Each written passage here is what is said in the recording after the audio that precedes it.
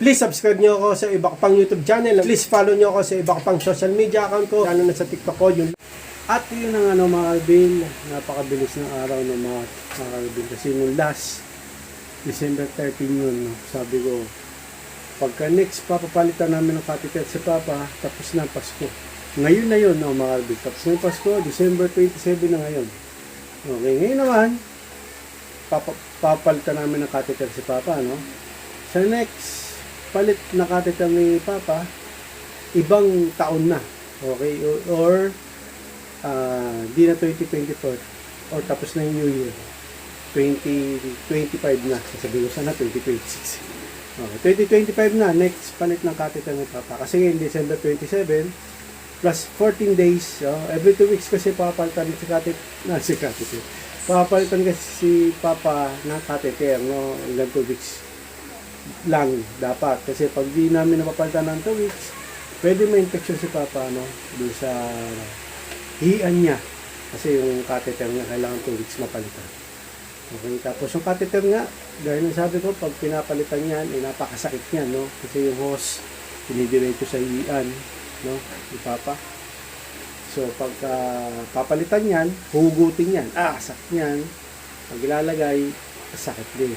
Kaya lang, no choice naman kami at si Papa. Kasi yan lang tanging paraan ng catheter para maka-ihi siya. Kasi nga meron siyang malaking bato dito sa mahihian niya. Ang tanging paraan ay opera. Hindi niya naman kaya yung operasyon kasi nga dahil sa edad niya at payat, katawan niya payat. Okay? So, yun lang ang tanging paraan. Catheter, maglagay. Okay naman catheter, yun nga lang. Every 2 weeks kailangan palitan at napakasakit niyan pag magpapalit kami ng catheter na. Aalisin at ilalagay, napakasakit. Tapos bukod doon may masakit pa, no? Yung maintenance ng gamot niya. Kasi nga yung maintenance ng gamot niya, gaya na sabi ko, 1,000, 1,000 pesos, 6 na gamot pa lang yun. Kailangan naman ni Papa nun.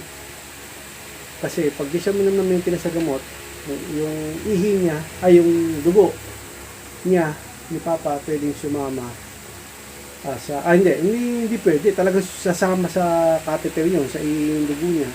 Maubusan siya ng dugo. Kaya kailangan niya minum ng maintenance. May nagbigay, no, ng pang-maintenance ng gamot kay Papa. Thank you, no, doon sa nagbigay. So, kailangan pa rin niya ng pang-maintenance na gamot para doon sa catheter, no, yung dugo niya hindi sumama. Okay, so ngayon, papalitan namin ng catheter si Papa sa emergency. Yung sa may Quezon City General Hospital. Yan ang gagawin natin ngayon, mga Alvin. Okay, mga Alvin. So, tatawag tayo ngayon ng taxi. Okay, para madala natin si Papa sa may emergency Quezon City General Hospital. Okay. Kasi nga, binubuhat namin si Papa eh. Hindi na rin siya malakad. Ayaw ng sasakyan gaya na sabi ko, medyo mahirap sumakay ng taxi. Dito sa side na to, dito Pero sa kabila, ang daming taxi dun. Hindi naman kami pwede pumala dun. Siyempre, binubuhat namin sa layo. Kaya kailangan dito. Doon na papuntang general, dito malapit eh. Pero pwede rin doon. Pwede rin doon, iikot ko nga lang. Medyo malayo. Pero malayo rin kasi dyan pag sa kabilang side. Okay, tawag tayong taxi. Tara. Gantay ako ng taxi. Medyo yun nga lang dito sa side na to medyo mahirap pumara. Hindi ko alam bakit dito mahirap sa kabilang side. Medyo madali. Pero tsaga lang tayo mga Alvin. Wala ko taxi pala. So, palit catheter. Sabihin niya.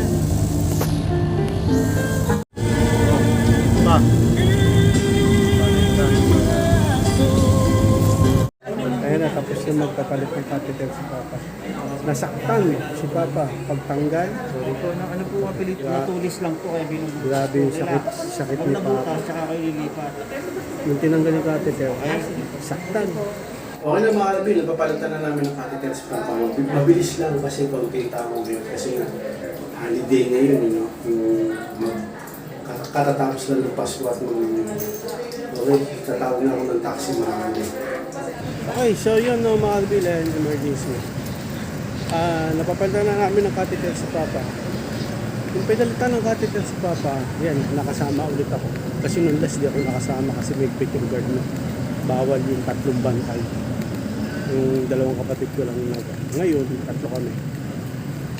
Tinawag ako ni Papa eh. Sabi, Mel, yung ano, parang gusto niya akong hawakan ko siya, yung kamay niya. Kasi ilalagay, papalitan na siya eh, ng kapatid.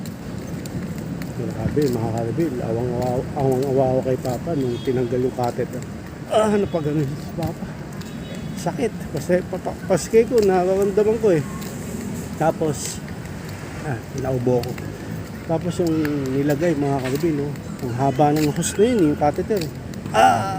Gumagal si Papa. Awang-awawa kay Papa. Eh wala, yun lang ang option o ano namin eh. Tanging solusyon para makailis si Papa. Tinanong siya kung ano bang naging Papa ang problema. Ba't nagkateter? May prostate na malaki. Kailan operahan? Hindi naman pwedeng operahan nga si Papa dahil sa edad ni Papa. Sa aking katawan niya payat. Pero sa edad niya talaga hindi na rin nahihirap. So yun, uwi na tayo. Tawag na ako ng taxi. Grabe, talaga nung tinanggal yung catheter, naawa ako kay Papa kasi sa edad niya dapat di na siya nasasaktan ng gano'n. Tapos yung nilagay yun, talagang pinasok yung catheter, yung hose. Kailangan siyempre ipasok yun para umano sa ihihan niyo. Diba? So yun. Naawa talaga ako pag pinapalitan ng catheter at nilalagyan ng bago. Pero yun nga lang, yun talagang kailangan eh. Para makaisip Papa catheter. Okay, tawag na tayong taxi. Tapos pala ng mga review, bukod dun sa catheter, ulitin ko lang ng mga review. Yung pang-maintenance sa gamot ng Papa, yun din, isa sa namin, masakit din. Kasi mahal yung gamot. 1,000 pesos, 6 na gamot pa lang yun. Kailangan ni Papa yun, maintenance yun. Kasi pag di siya minom nun, yung dugo nga, kasama sa catheter, kasama doon sa ihi. Mabusa siya ng dugo, kaya kailangan yung gamot na kami. Okay, matawag na ang taxi, mga kami. Ay, napapalitan na natin catheter. Yun. Saktan si Papa, sakit. Pagtanggal at kabi. Grabe, sakit. Pagkili tayo. Hindi ni pakak na pakak. Sabi niyo pala. Diyan, kakaliwa na dyan. Kuya.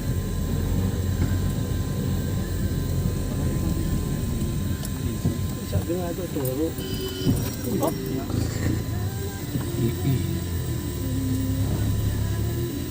Okay mga Alvin, nakauwi na kami.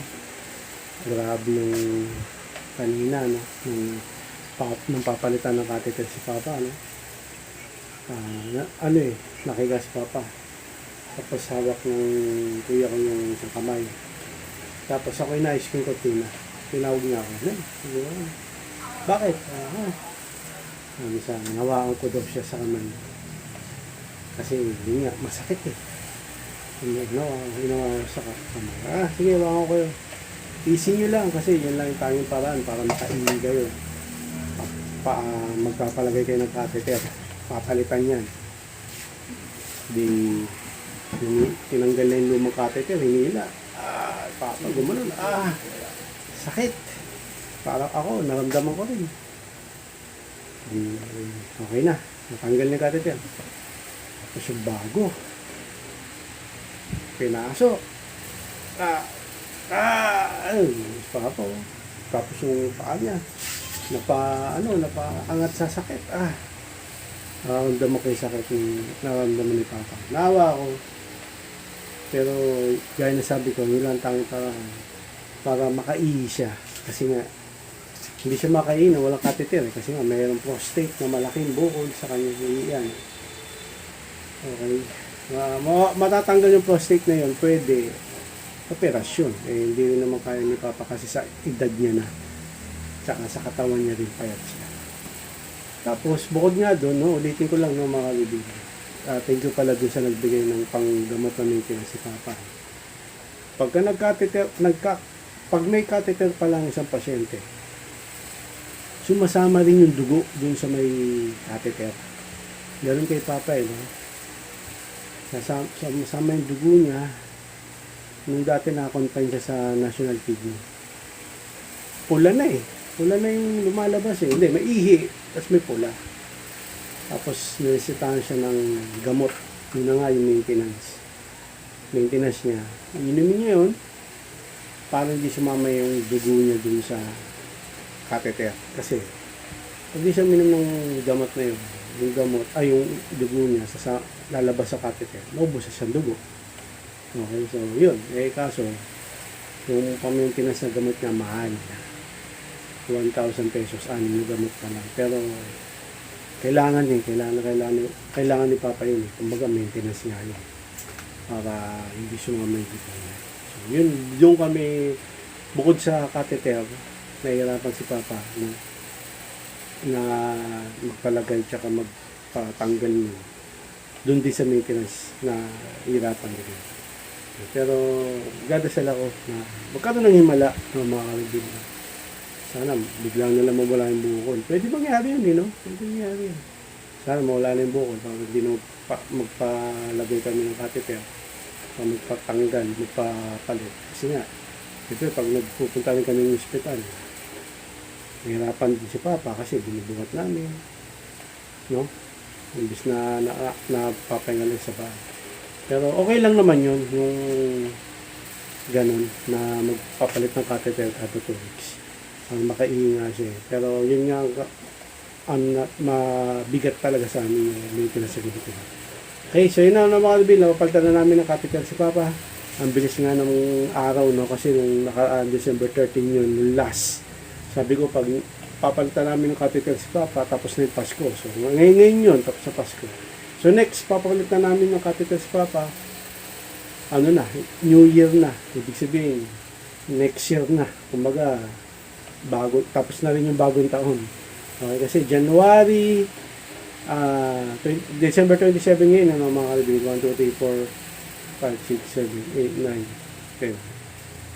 Mga January 10 or 11 kami palit ulit ng catheter. Ayun, kaya next na palit namin ng catheter year 2025 na.